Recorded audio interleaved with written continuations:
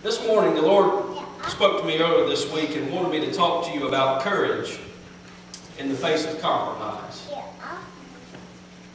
Daniel had courage in the face of compromise. I want to give you a little bit of background. Let me lay a foundation for you, please. And then I want to get into the meat of this. Now listen to these few facts. Okay? This is from Daniel chapter 1. Now you got to get this or you're not going to understand the rest of the message. From 605 BC to 584 BC, Israel was raided and ransacked by the pagan nation Babylon. Israel was ransacked by Babylon. Babylon's battle plan was to do this: to attack and steal all the valuable possessions that Israel had. The second thing they wanted to do was kill those who got in the way. Anybody that got in the way, they were going to kill them. The third thing that they wanted to do was take the strong people that Israel had in their camp, and they wanted to use them as slaves to be workers in the Babylonian Empire. Babylonians' post-battle plan was to attempt to convert a few. Now this is what you got to get. Their battle plan was to convert a select few of Jewish slaves to help Babylon rule the rest of the Jewish slaves. Knowing a fellow countryman, if converted, would know how to speak better and get the most out of their own countryman. So let me put this all together. You got to get it. Israel was invaded by Babylon. Are you with me now? Okay. Yeah? Okay. All right. Just making sure. All right. So Babylon comes in. They come to Israel. They take all the valuable possessions. They kill everybody that gets in the way. And now all these people come out of Babylon or Israel, and they're capturing these slaves because they want them to work. Now, the reason that they're trying to get some real good slaves is because some leaders in this particular thing is because they can speak better Hebrew to these other ones that they've just captured. So they have to get these leaders so that they can communicate with their slaves that they just captured. Is everybody with me up to this point? Okay. All right. Now, here's the selection process. They identify young men who are, number one, good-looking men. Okay? So, Wayne could go in. AJ, you could go in. People like that. Robbie, you couldn't go. It's just, certain people could go in there, good-looking men. The second thing they had to be was intelligent. They had to be intelligent, so they'd probably have to be like Brother Frank. You could go in, Brother Frank could go in, Steve, you could go in, Robbie, you couldn't go. I'm just kidding. Well, not really, but okay. The third thing that you had to be, he pulls for Duke. I mean, come on, intelligent. I got to get off that. The third thing that you had to be would be a quick learner. You had to be somebody that could pick up things really fast. So you had to be a good-looking person. They were looking for these people. Good-looking, intelligent, and a quick learner. Because they didn't want to have to spend a lot of time trying to teach you stuff. They wanted you to learn it quickly so that they wouldn't have to keep telling you this what you have. And the fourth thing that you had to have was a pure heart. Meaning that they needed you to have a good reputation amongst the people you are around. So you'd have to be a good person so everybody around you could say, hey, they're a good person. I want to follow after them. I want to be like them. I want to do like them. The fifth thing that you had to be above all, now get this, you had to be willing to compromise all of your beliefs and convert yourself to the Babylonian way. That's the fifth thing that you had to do. You had to convert, you had to get rid of all of your beliefs.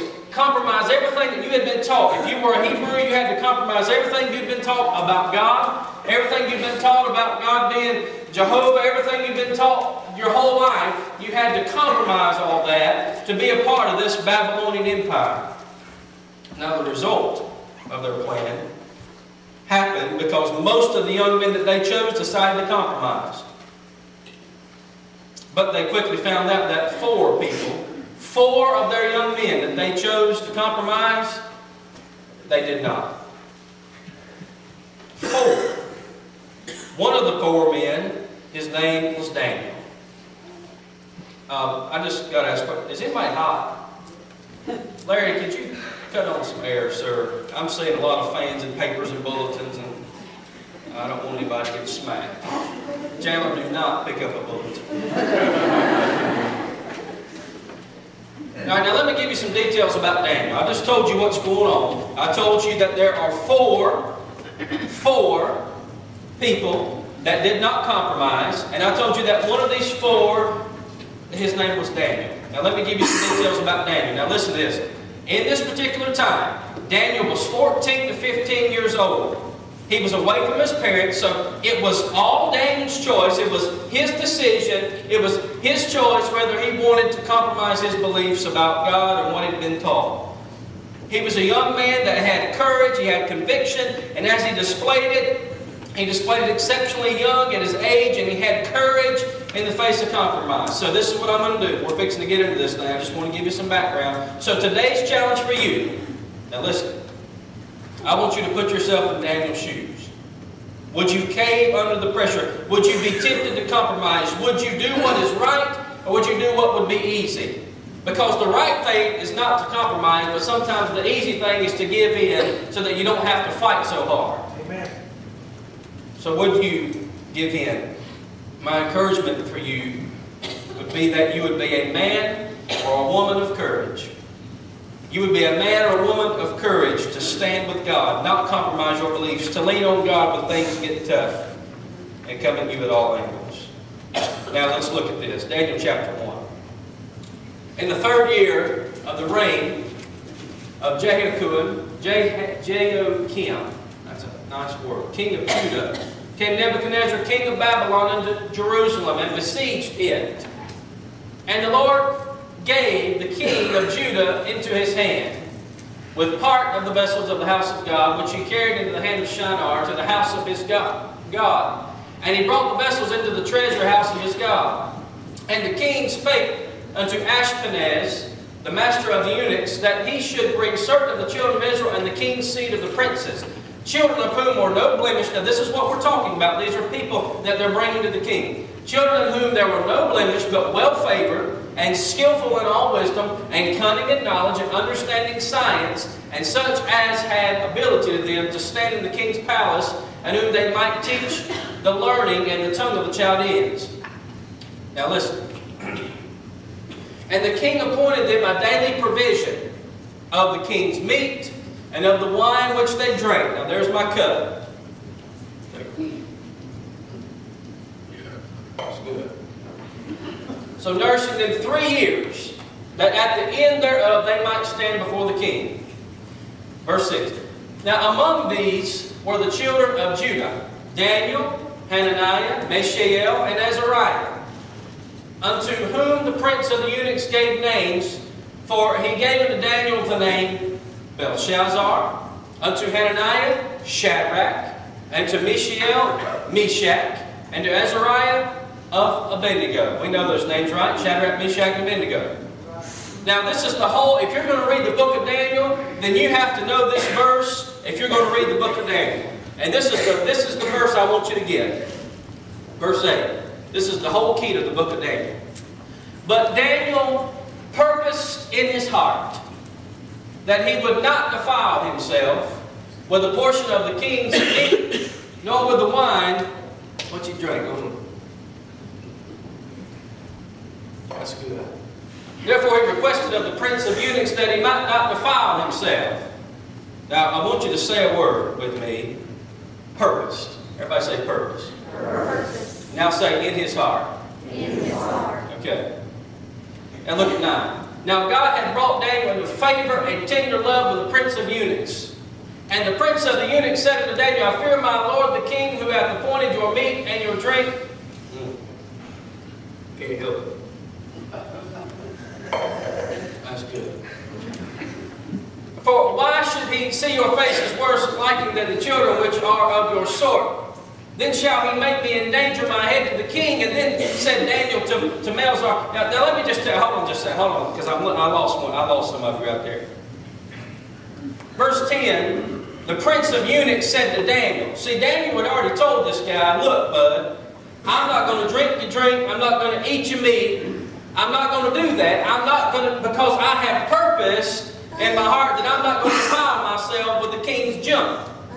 And so the prince of the eunuchs says, Daniel, you don't understand. if you don't do what I tell you to do, and they come back and you don't look as healthy as you're supposed to look, then when the king comes back, he's going to get my head.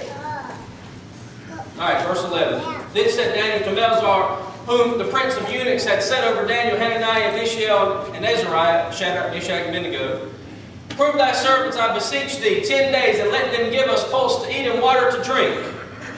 Then let our countenance be looked upon before thee, and the countenance of the children that eat the portion of the king's meat. And as thou seest, deal with thy servants. So here's what happened. I'm just explaining it to you. I got to lay this down so you understand what's going on. Daniel said, look, just give us water and vegetables and these kind of things. Have you ever heard of the Daniel fast? Well, this is where it comes from. Just give us this particular thing, water and vegetables and fruits and nuts and berries, and we're going to eat this. Instead of what the king wants us to eat and what the king wants us to drink.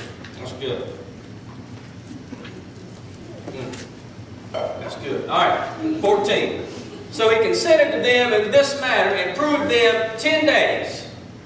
And at the end of 10 days, their countenance appeared fairer and fatter in the flesh than all the children which did eat the portion of the king's meat. Thus Melzar took away the portion of their meat and their wine that they should drink, and gave them pulse. And as for these 4 children, Daniel, Shadrach, Meshach, and Abednego, God gave them knowledge and skill in all learning and wisdom, and Daniel had understanding in all visions and dreams.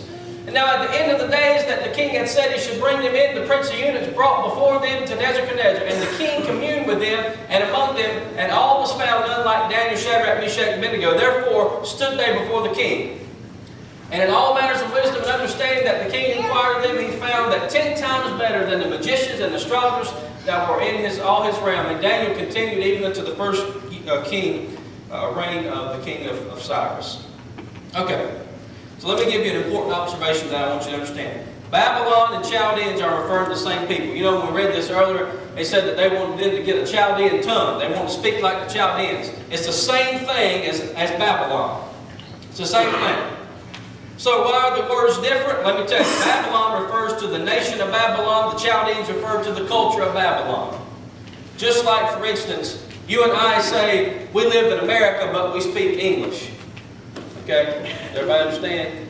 We live in America just like they lived in Babylon, but they speak Chaldean. We live in America, we speak English. Well, most of us do. I'm beginning to wonder anymore. Okay. In essence, Babylon wanted these men to be ingrained with the culture of the Chaldean tongue. They wanted to let them compromise their beliefs, and they wanted to get about this thing in a different way. They wanted to say that their culture is the best, and this, that, and the other. And you know what? They wanted to convert them over and try to get them to compromise their beliefs in what they had been raised to do. You know what the culture will get you to do first? And I have 3 points, and I'm done. The first thing that the culture is going to try to get you to do, they're going to try to get you to compromise your roots. The first thing that Satan and this world is going to try to do to you is they're going to try to get you to compromise what you believe. He's going to try to get you to compromise what you've been taught, what you have been raised on, what you have heard preached, what you have believed in all these years. Satan wants you to compromise those very roots of your foundation. He wants you to compromise whether you believe in Pentecost. He wants you to compromise whether you believe that Jesus is the only way to heaven. He wants you to compromise whether you believe that you're saved. He wants you to compromise whether you can believe the whole Bible, because some parts is real and some parts aren't. He wants you to compromise what you've been taught in Sunday school all your life.